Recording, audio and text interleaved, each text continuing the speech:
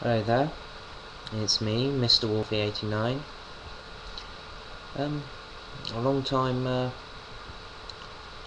since I've posted a video, so I thought I'd try and post one now, because I stumbled across this. You find all those Facebook pages with those many likes, and I went and did a bit of a poke around, and I found this poem, which, well, I don't have any personal experience, thank God. I feel strong emotions for, and I thought it would be good to post it. The actual poem is called Daddy's Day, written by Cheryl Costello Forshee, and it's in one of two books, Chicken Soup for the Parent's Soul, or Stories for a Teen's Heart, Book 2. And I shall read it out because it means quite a lot.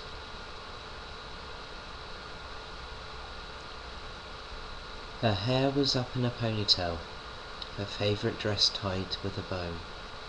Today was Daddy's Day at school, and she couldn't wait to go. But her mummy tried to tell her that she probably should stay at home. Why the kids might not understand if she went to school alone. But she was not afraid. She knew just what to say, what to tell her classmates of why he wasn't there today.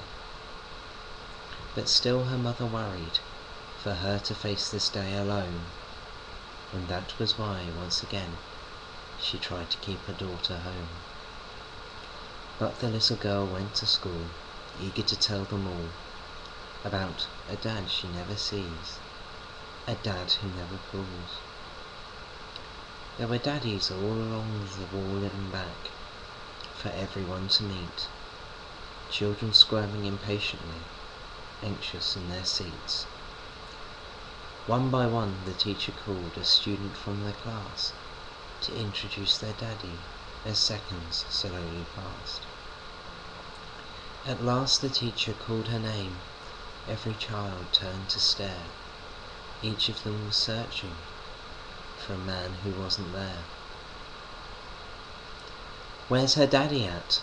she heard a boy called out. "She probably doesn't have one," another student dared to shout. And from somewhere near the back, she heard a daddy say, "Looks like another deadbeat dad, too busy to waste his day." The words did not offend her, as she smiled up at her mum, and looked back at her teacher, who told her to go on. And with her hands behind her back, she slowly began to speak, and out of her mouth of a child came words incredibly unique. "My daddy couldn't be here, because he lives so far away, but I know he wishes he could be, since this is such a special day. And though you cannot meet him, I wanted you to know all about my daddy and how much he loves me so. He loved to tell me stories. He taught me to ride my bike. He surprised me with pink roses and taught me to fly a kite. We used to share fudge sundaes and an ice cream in a cone. And though you cannot see him, I'm not standing here alone, 'cause my daddy always with me, even though we're apart. I know because he told me he'll forever be in my heart." With that, her little hand reached up and lay across her chest, feeling her own heartbeat beneath her favourite dress. And from somewhere in the crowd of dads, Her mother stood in tears, proudly watching her daughter, who was wise beyond her years.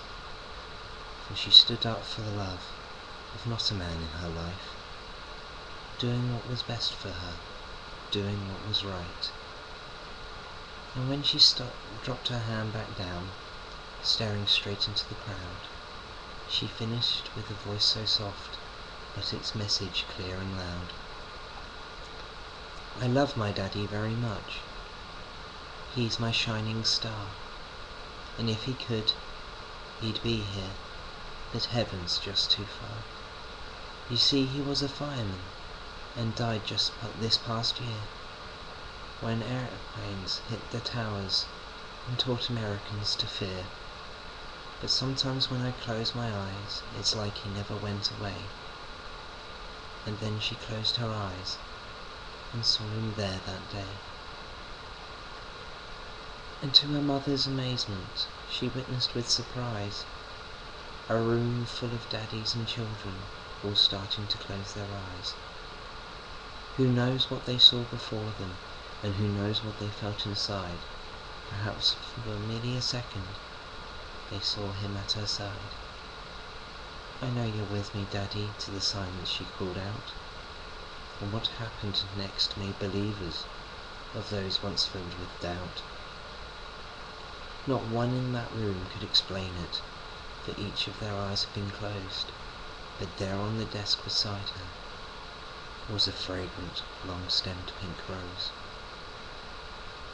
And a child was blessed, if only for a moment, by the love of her bright shining star, and given the gift of believing that heaven is never too far.